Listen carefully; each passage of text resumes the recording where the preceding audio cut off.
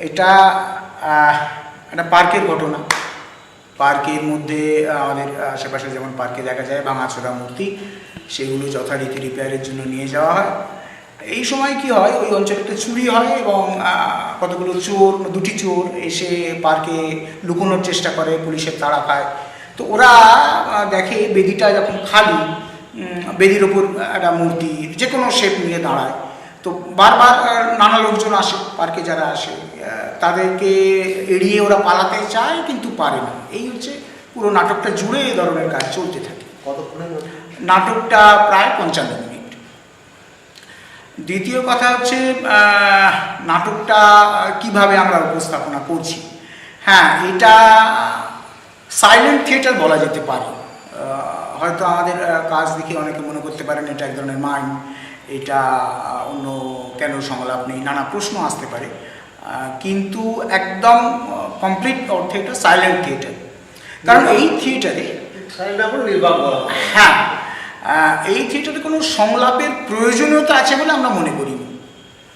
কারণ অনেক সময় কথা বললে অভিব্যক্তি বা আমার কথা বলার উদ্দেশ্যটা নির্দিষ্ট হয়ে যায়।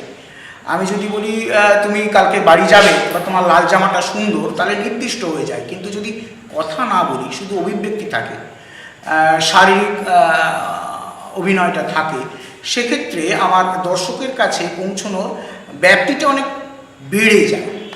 সেই দিক থেকে আর যে ঘটনাগুলোকে সাজিয়ে আমরা নাটকটা তৈরি করেছি, তাতে সংলাপটা একদমই আসে না। সংলাপ আসলে অনেক সমস্যা তৈরি হয়। এই কারণে আমরা এই ধরনের একটা কাজ করেছি। তারপরে যেটা বলা যেতে পারে যে কেন মধ্যবিত্ত, নিম্ন মধ্যবিত্ত বা একদম মাটির সঙ্গে মিশে থাকা মানুষগুলো আমাদের এই নাটক জুড়ে আছে, তার কারণ হচ্ছে যে আমরা একদম করবো বলেই নয়, কাজ করতে করতেও কিছুটা যে ড্রয়িং রুম ড্রামা, বড়লোক বাবা, তার মেয়ে পালিয়ে গেল ইত্যাদি হলো, এই ধরনের এই নাটকের বাইরে, কাজের বাইরে একটু অন্য ধরনের থিয়েটারটা করতে আমরা চাই সবাই মিলে। সেই কারণে এই নাটকের যে ভাবনাটা ডক্টর নরেন্দ্র দত্তের, সেই ভাবনাটাকে আমরা নিয়ে প্রত্যেকে ওয়ার্কশপের মাধ্যমে কাজটা করেছি। এবং করতে গিয়ে দেখেছি সাধারণত পার্কে এসে যারা বসে, যারা পার্কে দিয়ে যাতায়াত করে, সেই লোকগুলো সেখানে খুব সচেতনভাবেই আমরা গরিবদের জন্য করব ইত্যাদি ইত্যাদি, এরকম কিছু ভেবেচিন্তে নয়। একদম কমপ্লিট অর্থে পার্কে যারা আসে, পার্কে টাটা বিড়লা আসে না, পার্কে আমার মতোই খুব সাধারণ ঘরের ছেলেমেয়েরা যায়, কেউ বিশ্রাম নেয়, কেউ প্রেম করে, কেউ ভিক্ষে করে ইত্যাদি ইত্যাদি, আর যারা থাকে। সেই কারণে এই ধরনের চরিত্রগুলো মঞ্চে বারবার এসছে।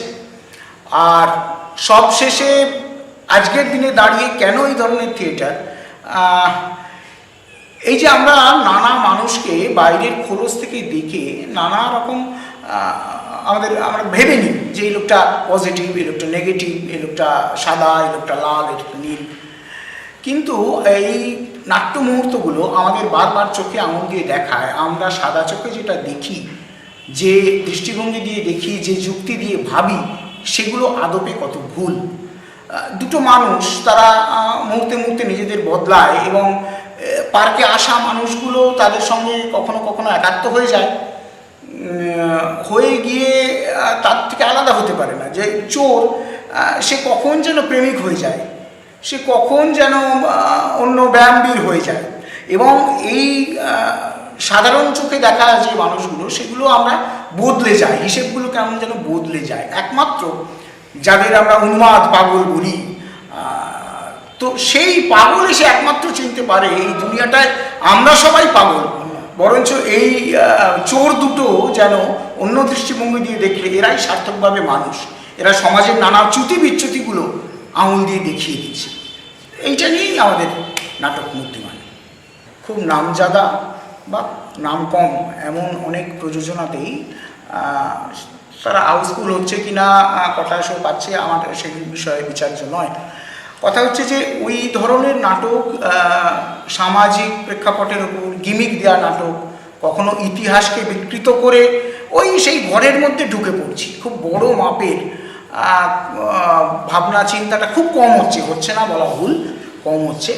কিন্তু তাদের একই দলে যদি আমরা যাই, আমরা খুব অনামী দল, তো আমরা মানুষের কাছে পৌঁছতে পারবো না। এমন কিছু কাজ করতে হবে সাধারণ মানুষ যেটা দেখে না।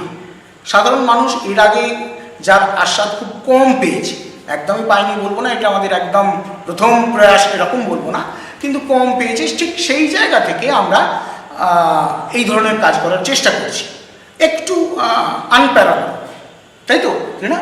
তোমার কি মনে হয়, কিছু বলার থাকলে বলো। হ্যাঁ নিশ্চয়ই, কেন যেগুলো বড় বড় দল তথাকথিত বড় বড় দল করছে সেগুলো যদি আমরা করি তাহলে লোকে তাদেরটা দেখবে, আমাদেরটা কেন দেখবে? তো আমাদের তো একটু বলতে পারি আমরা আমাদের অন্যান্য প্রযোজনাগুলোতেও একই ভাবনা চিন্তার রাখার চেষ্টা করি। বড় হয়ে গেলেও বোধ হয় মানুষ নতুনত্ব যা চাইবে, মানুষকে কিছু নতুন কাজ দেখানোই আমাদের লক্ষ্য থাকবে, একটু নতুন ধরনের। একটা বিখ্যাত হয়ে গেলাম যে কাজগুলো করে একই কাজে যদি রিপিটেশন চলতে থাকে তাহলে মানুষ আর আসবে না। হচ্ছে ভালো স্ক্রিপ্টের অভাব আছে ঠিকই, তবে একদমই পাচ্ছি না এটা ঠিক নয়। খোঁজ পেলে নিশ্চয়ই আমাদের মতন বহু অনামী, বহু ছোট দল আমরা কিন্তু ভালো ভালো টেক্সট পাই কাজ করার জন্য। এক, দু নম্বর কথা হচ্ছে যে কিছু কিছু নামী দল, বড় দল, তাদের একটা বাঁধা দর্শক তৈরি হয়ে গেছে। তারা লাল গোলাপ ফুল ফোটালেও দর্শক হাউসফুল দেবে, আবার নীলপদ্ম ফোটালেও দর্শক হাউসফুল দেবে, অয়দীপ হাউস দেখালেও দেবে, চাণক্য দেখালেও দেবে, কারণ সেখানে থিয়েটারটা দেখতে যায় কম। অমুক বাবুর থিয়েটার, তমুক বাবু, অমুক নেতা, তমুক অভিনেতা, এইগুলো দেখে না, অমুক দলের থিয়েটার দেখে। তো ওই সিরিয়ালের ওই অভিনেতাকে দেখা যাবে, এইগুলোর একটা ফ্যাক্টর থেকেই থাকে। কারণ আমরাও প্রচুর দর্শকের সঙ্গে কথা বলেই এই ধরনের কাজে, যে দুম করে নামিনি, প্রচুর দর্শকের সঙ্গে কথা বলেছি যে আপনারা থিয়েটার ওইগুলো যে দেখছেন অন্য কেন দলের দেখছেন না, কী ধরনের কাজ দেখতে পছন্দ করেন। তো তারা কিন্তু আমি তুমি কে সব দেখে এসে বলেছে যে না, গেলাম বটে, নাম শুনে মন ভরলো না, একটু অন্যরকম কিছু চাই। যেভাবে আমাদের বাণিজ্যিক থিয়েটার, হাতিবাগানের থিয়েটার শেষ হয়ে গেছে, যাত্রা শেষ হয়ে গেছে স্টার ধরে, আমাদেরও কিন্তু এই বাংলার থিয়েটার যখন একই স্টার পরপর 10 দিন কেন্দ্রীয় চরিত্রে একটি লোক, আর আপনি গল্পটা ঘুরিয়ে ফিরিয়ে দেখলেন, শিল্পীর লিমিটেশন আছে, আনলিমিটেড শিল্পী নেই। তো 10টা এতে কিন্তু ডায়লগ বদলে যায়, অভিনেতার অভিব্যক্তি, গলার স্বর অনেকটা কাছাকাছি। এখন যদি আমি ধন্য মনে করি তাকে দেখে, ওই অভিনেতা তেলে ভাজা খেলে আমার ঢেকুর ওঠে, এরকম মানসিকতার লোক দর্শক সেই দলগুলোর আছে। তাদেরকে বাদ দিয়ে, তারা বাদে একটা বাংলা থিয়েটারের বিপুল দর্শক আছে মাঠে, ময়দানে, জেলায়, যাদের আমরা ফেস করি। তারা কিন্তু এটা বাদ দিয়ে নতুন কাজ দেখতে চাইছে, নতুন চিন্তা ভাবনা দেখতে চাইছে। তাছাড়া নতুন দর্শক তৈরি করার দায়িত্বও তো আমাদের, না? মানে ওই গতে বাঁধা একই নাটক সবাই দেখবে বা আমরা সব সময় দেখাবো, সেটার বাইরেও তো অন্য ধরনের দর্শকও তৈরি করার দায়িত্বটা আমাদের। তো সেই চিন্তা ভাবনা নিয়ে আমরা এগোচ্ছি।